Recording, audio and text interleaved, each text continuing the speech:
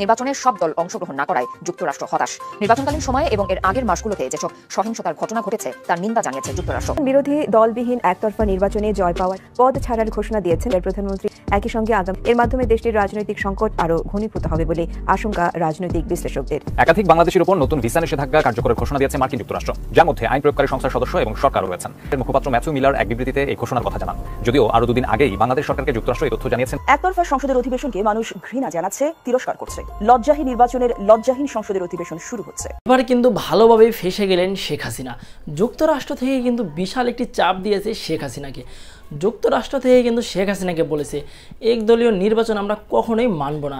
একদলীয় নির্বাচন কেনই করলো শেখ হাসিনা?